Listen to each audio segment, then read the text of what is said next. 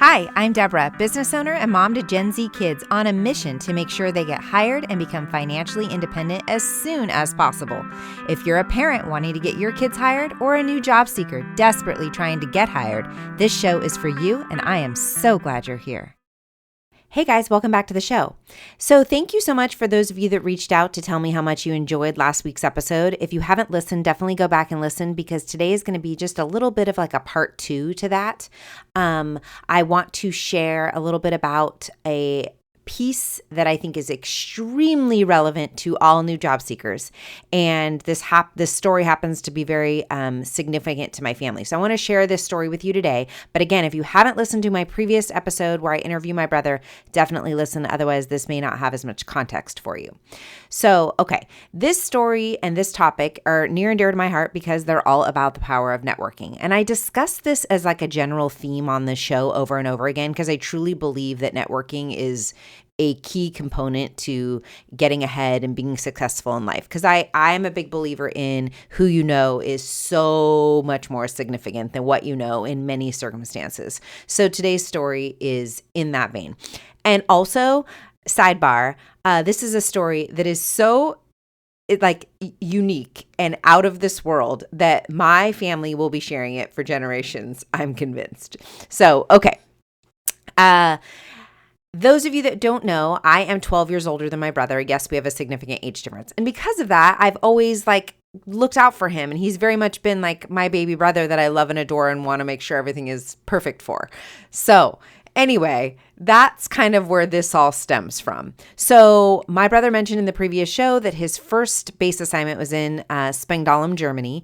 And he had mentioned to me on a call one day that there was a potential opportunity for him to get an invitation to a military ball. And those of you that don't know, military balls are akin to, for lack of a better analogy, like a prom, which I know sounds like I'm minimizing it significantly. That's not at all what I'm intending to do. I'm just trying to give you some perspective. It's basically a formal event. Everybody is in dress blues. All the military people, their spouses are in gowns. There's like dignitaries, notable speakers, lots of pomp and circumstance. And then essentially it's like a dinner and like a party afterwards.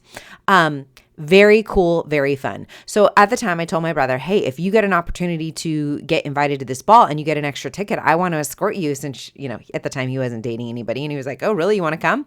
Yes. Okay. So he calls me at 2 a.m. He's like, hey, guess what? 2 a.m. due to the time difference. He's like, hey, I got invited to the ball and I did get an extra ticket if you want to come. So I literally at that moment booked a ticket to Germany to leave 3 days later to escort my brother to this ball. So cool. First of all, doing anything on a whim like that is just fun. And I remember crawling back into bed that night and telling my husband, hey, FYI, I just booked a ticket to go visit Jer in 3 days. I'm going to be in Germany, just so you know. So anyway, that's what I did. So I arrived in Germany.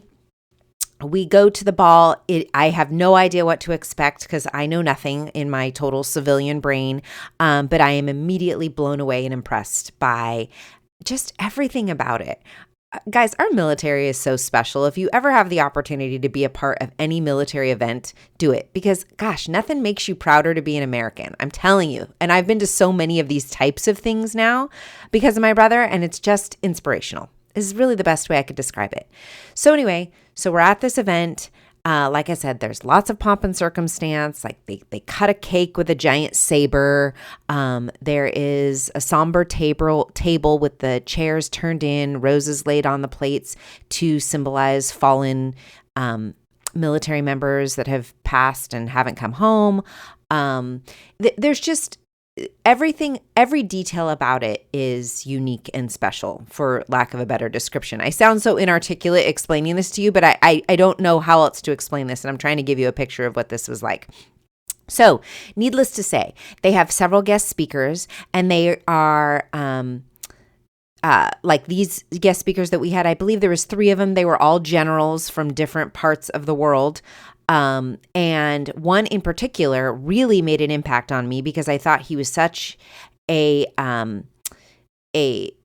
wonderful speaker. Just his whole speech and his story were so unique and special. And he really talked about how being a leader in the Air Force, one of the things that's most important to him is really fostering, airmen below him and lifting them up and making sure that everyone in the Air Force under his command is happy and doing what they should be doing. And I just literally, I was blown away. So during that speech, I was tapping my brother saying, wow, can you get over this speech? And my brother was like, yeah, I know. Wow, amazing. And I said, I want to go meet him.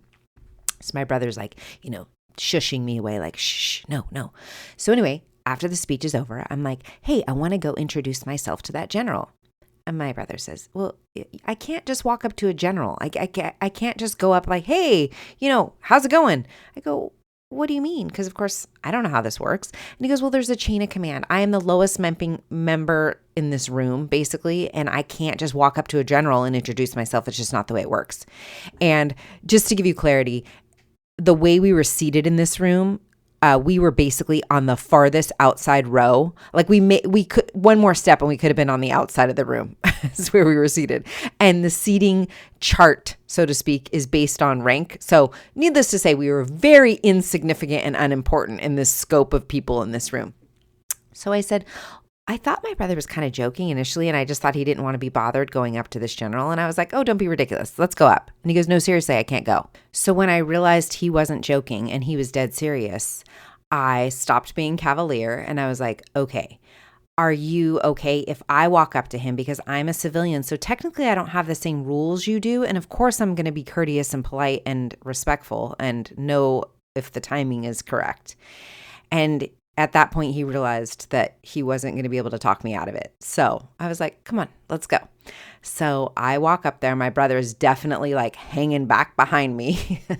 And the timing was immediately appropriate. And so I stuck out my hand and I introduced myself to this general and immediately started complimenting him on how inspirational his speech was and how impressive his background is and how I was so moved about the obvious care he has for all of his airmen. And I said I had just flown in from California because my brother got an extra ticket to this ball and I was so happy to be here. And he was like, whoa, you flew in from California to escort your brother to a ball in Germany? And I was like, sure did. And he goes, who's your brother? And so I turn around and my brother is sheepishly behind me. And I was like, oh, let me introduce you. So at this point, it seemed appropriate. I introduced my brother to this general. And this general was immediately engaging and so warm and so interested and shook my brother's hand and said, tell me about yourself. And my brother literally had the opportunity to elevator pitch this general on the fly. And I'm sure he was shaking in his boots and shocked and bewildered. And of course, he nailed it. So at the end of their little chat, he said to my brother, I'm so impressed with your story and your eagerness to commission as an officer. If you need a letter of recommendation, please let me know. I'd be happy to write it. And we basically said thank you, went about our ways, enjoyed the rest of the night. And I said to my brother later that night, can you believe that? How incredible. You're going to be able to get this letter of recommendation from this renowned general. My brother was like, no, I can't.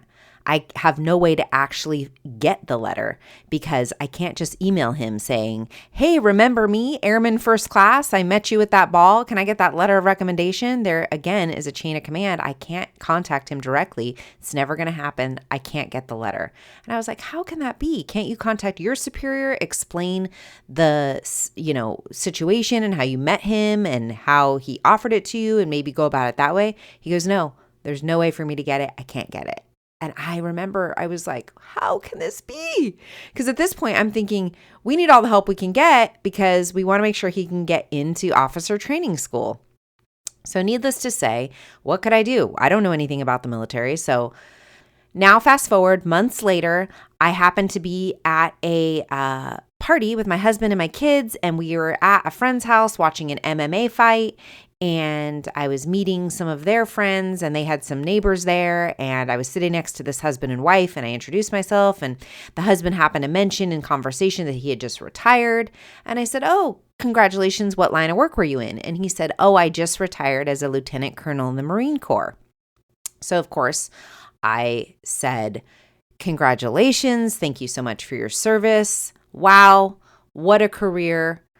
And this was, a segue I was sharing about, my brother and his, enlistment in the military and what he was trying to do to commission as an officer, and how I had just been in Germany at a ball with my brother, and we met a general who offered him a letter of recommendation, and how it was so unfortunate that, I had learned that there was no way for my brother to actually get that letter. And I remember at the time thinking, there's no way that general offered that as a hollow offer. I know he was intentional, and I know he wanted that letter to happen. I just don't think he thought through how my brother was going to actually facilitate getting it.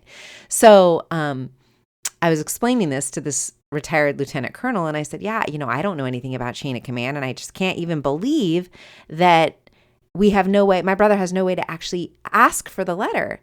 And he confirmed that, and he goes, well, your brother's right. He can't email that general, and there isn't a way for him to just seek him out to get the letter. He goes, but what's the general's name? So I gave him the name, and he goes, oh, I know him personally. I can contact him and ask him for the letter. What? Guys, I even as I'm retelling this story, I can't believe it. I can't believe that this happened in Germany. I'm home 6 months later. I'm meeting some random person I just met, and he happens to know this general. And this general at the time was the vice commander of Europe and Africa. Like, a big deal. This guy's a big deal. And I said, I'm sorry. My mind is blown right now. What do you mean you know him? And he goes, well, you know what they say, it's a small world. The military is even smaller. Many of us know each other.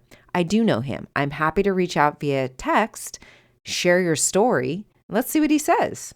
I was like, yes, please do it. So he texted him right then and there. And I ended up exchanging phone numbers with this my new best friend, this neighbor, and he reached out to me the following day and said that the general had replied and said, yes, I know exactly who that airman is, and I remember meeting him and his sister, and I would be happy to write his letter. So this neighbor that I met at a house party connected my brother and this general. The general ended up interviewing my brother to get more information and wrote him a beautiful letter, and listed him as a must select for officer training school. I still can't believe this happened. I still can't believe how this whole deal went down. Again, it's like, if I hadn't been in Germany, if I hadn't been at this party, if my brother hadn't told me that there was this chain of command, just all of these things lined up perfectly for this to happen. I don't remember the details after this, but it's somehow this general learned that my brother was accepted to officer training school. And when he did learn of that acceptance, he immediately reached out to my brother and congratulated him and said, like, I knew I saw something in you. I'm so impressed. I'm so excited for your future. My best wishes. And that was so special, because when you do something for somebody like that, even being on the other side, I've done recommendations and things for people. And when you see them thrive and succeed, it's such a great feeling, because you're like, God, that was so worth it. Another little nugget of this story is my brother is also married to an Air Force pilot. My sister-in-law is a complete badass. She happened to be at a training event in Las Vegas years after my brother had been accepted into officer training school. She's at a training something. They have a guest speaker that comes in. And who's the guest speaker? It's that general again. And of course, she knows the story because we had told her this had happened, before her and my brother ever started dating. We were sharing this story after the fact. And so when the general was done speaking to her class, she walked out and she called after him. And I remember her telling me, she's like, I probably shouldn't have ran after him down the hall, but I just kind of insisted on it because I wanted to introduce him and tell him, hey, I'm the spouse of that kid you helped get into OTS. So she did. He stopped dead in his tracks. He was so excited to meet her and to hear that she was the wife and also an Air Force pilot of the kid he helped. And so anyway, she sent us a picture of her and him, in their uniforms, and just so special, so cool. So this is like the coolest story ever. My family will remember it for generations to come. And I just hope that it inspires you to always take advantage of any opportunity you can to seek out help in the form of who you know. If you have any contacts, any connections that you could be nurturing to help you get ahead and succeed, do it. Don't wait. You never know how it's going to benefit you.